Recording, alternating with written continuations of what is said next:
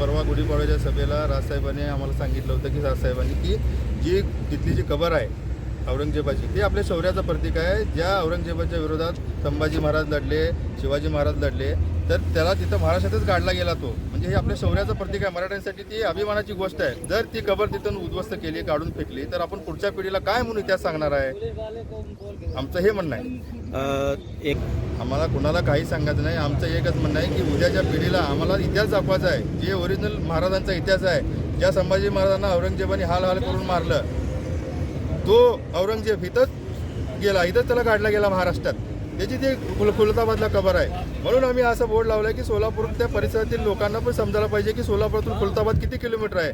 आणि तिथं जे महाराजांचं जे प्रतीक आहे, ते जे आपले 3 राणा ताराराणी, राजाराम महाराज, संभाजी महाराज, शिवाजी महाराज च्या विरोधात तो लढला, तो इथंच संपला आणि तिथंच तो काढला गेला महाराष्ट्रामध्ये. हे आम्हाला फक्त दाखवायचं आहे. हे जे पुढच्या पिढीला दाखवायचं आहे. म्हणून आम्ही आतापासूनच हे सगळी जनजागृती करत आहोत.